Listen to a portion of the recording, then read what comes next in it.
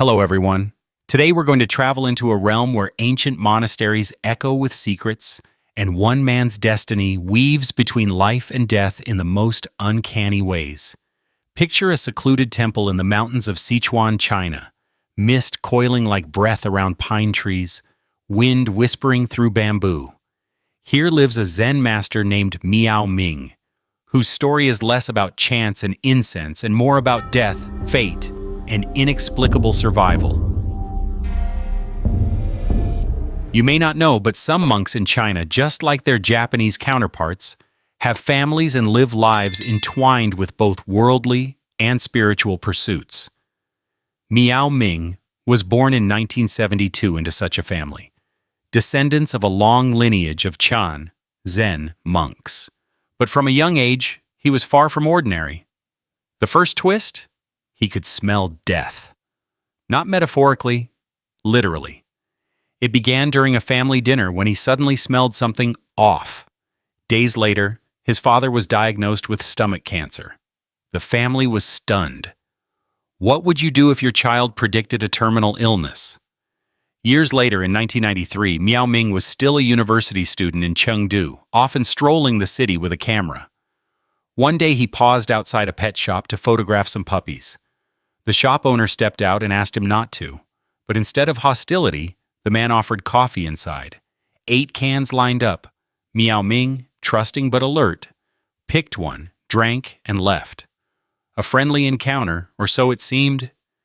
He returned twice more over the years, each time 8 cans, 1 chosen, and 1 consumed.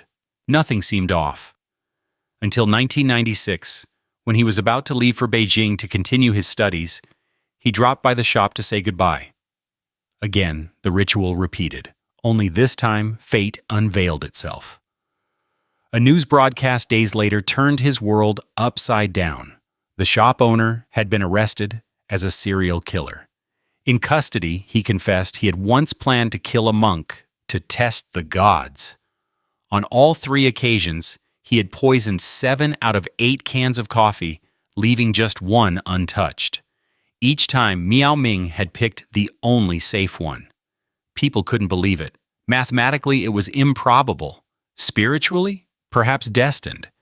Miao Ming saw it not as luck, but divine intervention, a sign that his path was protected. That incident made headlines across China, stirring a storm of spiritual curiosity. What would you believe if death tried 3 times and missed? It didn't end there. One might expect a man to retreat from life after such horror. Not Miao Ming. Instead, he began meditating deeper, watching the world more closely. He started noticing something else. Spirits. One night at age 5, he had felt a cold hand tug his leg in bed. No one was there. Over the years, such experiences increased. He saw silhouettes, shadows, sometimes heard whispers. But more than anything, he noticed the scent of death. It wasn't a common odor, more like a shift in the air, a weight, an invisible cloud. Once in a dusty Chengdu bookstore, that scent overwhelmed him. He scanned the aisles until he found an old man nearby. Hesitant, he approached. "You look a little tired," he said gently. The man smiled sadly. "I don't need to go anymore," he replied, and vanished before Miao Ming's eyes. Had he just spoken to a ghost? From that point forward, he understood that death wasn't sudden. It was detectable, like static in the atmosphere. He likened it to Oscar the cat, from a U.S. hospice, who lay beside patients hours before they passed. Not everyone believed in such sensitivity, but Miao Ming, he lived it. Would you want such a gift, or curse? His spiritual reputation quietly grew. While he never sought fame, people began seeking him out. Some came with curiosity, others with desperation. But the world still didn't know about the crying cow. Years later, Miao Ming visited Rajgir, India, a place sacred to Buddhists. There, he met a farmer who spoke fluent Mandarin, having studied in Beijing in his youth. The farmer told a strange tale. One of his cows responded emotionally when spoken to in Chinese. Curious, Miao Ming agreed to visit. When they arrived, the farmer called out, "A guest from China has come!" The cow looked up, approached, and, shockingly, began to cry. Miao Ming, heart pounding, asked, "Were you Chinese in a past life?" The cow softly moaned and nodded. He wasn't hallucinating. The cow wept, gently, like a person mourning memories long buried. Miao Ming began chanting the Lotus Sutra. The air felt charged. That night he couldn't sleep. The question lingered. If reincarnation is real, then what stories do animals carry in their souls? The next day the farmer called in a panic. The cow was dying. Miao Ming rushed over. The animal was lying still, breathing faintly. He asked, "Are you okay?" It stirred, nodded once, and passed away. He never forgot that moment. In that cow's eyes he had seen humanity's grief, confusion, and longing. Was this proof of karma? A reminder that nothing we do is lost? These stories would be unbelievable if they hadn't happened to a man whose life had already defied probability. What do you think? Is this destiny or design? After the tearful farewell to the cow in Rajgir, ZenMaster Miao Ming returned to China with a new weight in his heart. He had witnessed, perhaps for the first time in his life, a full-circle moment of samsara, not through doctrine, but through flesh and tears. This moment deepened his commitment to the belief that souls wander, linger, and sometimes return in forms we would never expect. Back at his monastery in the Sichuan highlands, Miao Ming found that his abilities grew even sharper. He would often wake in the middle of the night, sensing the soft echo of a name being called, a whisper from the void. One evening during winter, while walking through a nearby village, he passed an old man and immediately felt the heavy scent, the scent of death. It clung like mist. Not knowing what to say, he merely bowed and offered a blessing. 2 days later, a villager came to the monastery to request last rites. It was the same man. Stories like these began to swirl quietly among villagers and local monks. Not everyone believed them, but no one could explain them either. One of the quirkiest events occurred when Miao Ming visited a remote monastery on the Tibetan plateau. He was invited to a private ceremony held once a year to honor wandering spirits. During the ritual, a dog that lived among the monks began howling and scratching at a corner wall. When they opened it, they discovered the bones of a monk who had gone missing decades earlier, never buried properly. Some monks argued it was coincidence. Others said it was karmic energy unleashed. Miao Ming simply observed in silence. He had come to accept that not everything must be explained. Do you ever feel something is true, even when there's no proof? In 2005, Miao Ming was appointed the 38th abbot of Zhenshu Temple, a centuries-old monastery buried deep in the forests of Sichuan. It had once been a site of spiritual pilgrimage but had fallen into disrepair. Leaky roofs, shattered statues, and neglected altars. On his first night there, something strange happened. He dreamt of Buddha, the laughing Buddha, often confused in the West with the god of wealth. But in this dream, Buddha looked different. His robes were torn, his face somber. As he turned to leave, Buddha dropped a pouch. "You dropped something," Miao Ming called out. Buddha replied, "That's my gift to you." He woke up kneeling in front of the main Buddha statue. How he got there, he could not say. The next morning, acting on instinct, he explored the temple's forgotten corners. Behind an altar, he found a statue of Buddha, damaged and dusty, with a torn pouch sculpted into the base. It was exactly as in the dream. He knew then, the temple was sacred. It only needed to be awakened. Raising funds proved difficult. Few people donated. Most simply offered prayers. One cold morning, a single mother and her son arrived. The woman brought a small envelope, her savings. "I want to create merit for my son," she said. Miao Ming was moved, but declined. She insisted.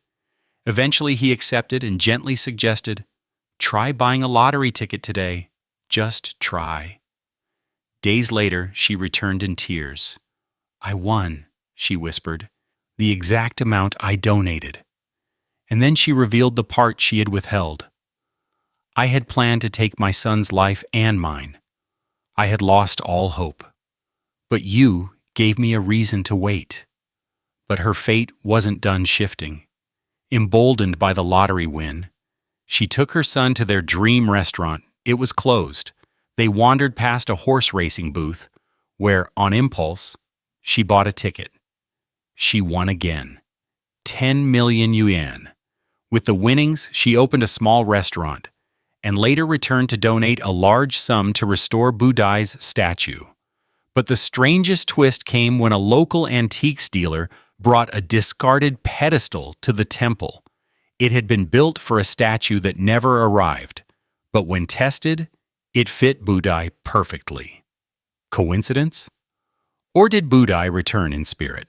Not long after, workers demolishing an old barn near the temple unearthed several ancient statues. Not just any statues. These were representations of the Qiqiang Kaishin, the 7 Chinese gods of fortune. They were brought to Zhenxiu Temple and enshrined beside Buddha. To Miao Ming, it was confirmation. The gods had not returned alone. These events naturally sparked public debate. There were skeptics, those who claimed coincidence, psychological suggestion, or selective memory. But even they couldn't explain how everything fit, with near mathematical precision. What do you think?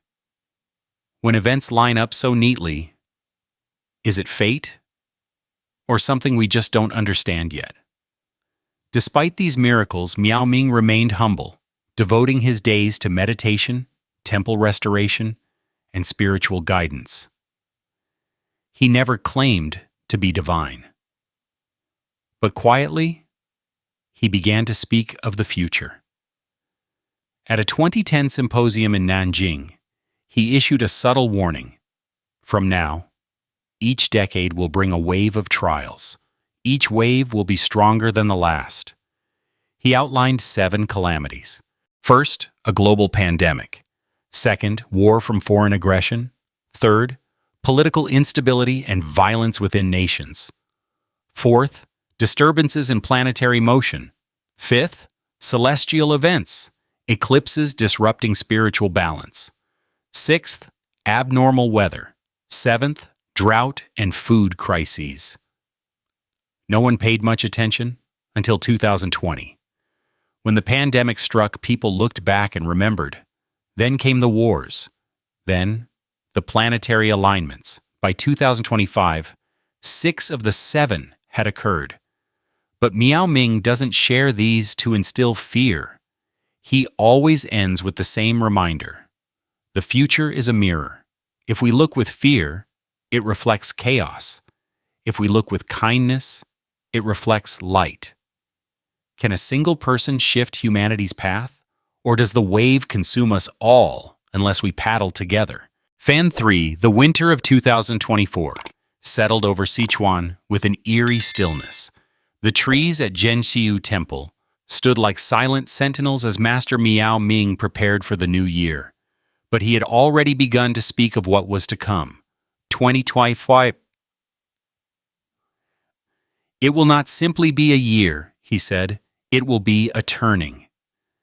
In January, at a rare public lecture held in Chengdu, he revealed the final piece of his prophecy, the alignment. When 7 planets form a line in the sky, everything will shift. Not because of the stars themselves, but because of what humanity has chosen not to see. In February, the alignment occurred. Mercury, Venus, Mars, Jupiter, Saturn, Uranus, and Neptune lined up in the pre-dawn sky. Newspapers covered it. Social media buzzed. Most dismissed it as astronomical curiosity, but others felt something strange, a lingering unrest, a tremor in the soul. And just weeks later, record-breaking storms pounded southern China. hail in summer, snowfall in April. The sixth calamity, Miao Ming whispered, was now in motion. But even as the world spun with chaos, strange rays of light kept breaking through. One day, a retired military officer visited the temple unannounced. He said he'd dreamed of Miao Ming 3 nights in a row. Each time he was told to offer the blade. The officer brought with him a ceremonial sword he had carried in the Gulf War, and later during peacekeeping missions. He placed it on the altar of the 7 gods of fortune and said, "Let this become a tool of protection, not destruction." Miao Ming nodded in silent understanding. Later that night, lightning struck the temple bell tower, but no damage occurred. Was it coincidence, or had something been averted? Weeks later, a school teacher arrived with a group of teenagers. They had begun meditating together in response to climate anxiety. "They say they don't want to inherit a ruined world," she told Miao Ming. He led them in silent sitting beneath the statue of Buddha. The room felt still, the air warm. Some students cried quietly, not out of sorrow, but release. That day, Miao Ming declared something new. If the 7th calamity must come, let it find us calm. He did not mean passive. He meant clear-eyed, hearts open. In interviews, he was asked, "Do you believe your prophecy is fixed?" His answer was always the same. No prophecy is absolute. What is revealed can be changed, but change begins in the unseen heart of each person. Some dismiss this as poetic vagueness, but those who knew him, who had seen the cow cry, the poisoned cans, the mother saved by luck, felt the weight of his words. There are still people arguing about Miao Ming's visions. Some claim he's just part of a long tradition of mystical exaggeration. Others call him a modern-day bodhisattva. The debate never ends. Yet in 2025, something changed. In June, a young entrepreneur donated solar panels to power the temple. "My company polluted," he admitted. "I want to reverse it, even a little." Days later, a nearby reservoir began drying unnaturally fast. The temple's new power source was used to help purify and distribute emergency water to nearby villages. When asked why he did it, the man replied, "Because Master Miao Ming once said, 'One act of kindness can echo through time.'" The echo was real. By October, floods elsewhere had displaced thousands. Miao Ming coordinated a modest relief effort, gathering donations, rice, and warm clothes. Other temples joined. By November, it had become a national effort known as the monastic chain. While calamities unfolded, so too did compassion. But still, the 7th calamity crept forward. Crops failed in regions that had never known drought. Global prices surged. Panic sparked in markets. For a moment, it felt like Miao Ming's darkest vision was becoming true. Until the moment he gave what some now call his final prophecy, not a warning, but a vow. Under the moon of December 2025, Miao Ming addressed a gathering of thousands at the temple. He stood beneath the old bell tower, now restored and gleaming. "If you are afraid," he said, "let your fear be the start of your courage. If you are angry, let it teach you gentleness.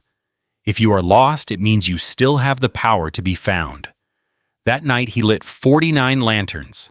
One for each day the soul lingers after death, according to Buddhist tradition.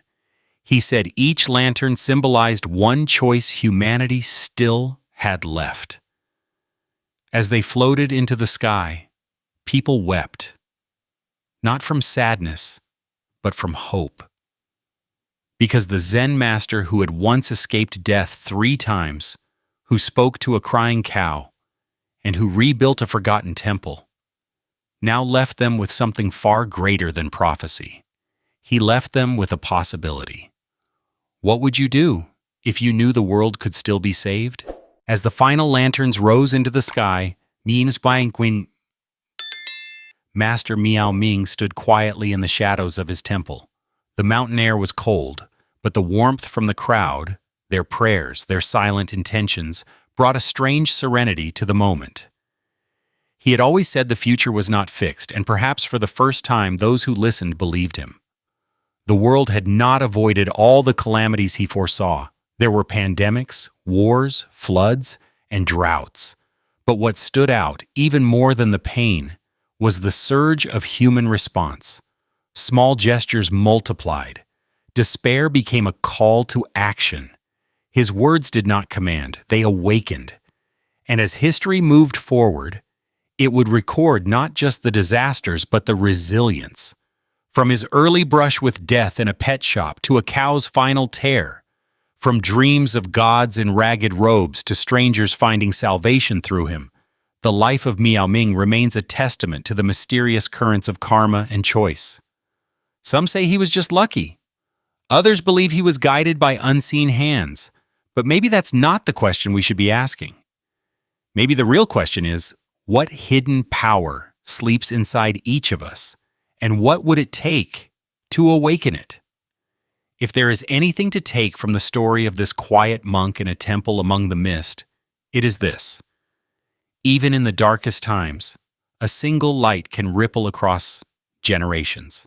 And sometimes, the only miracle we need is to believe that change is still possible.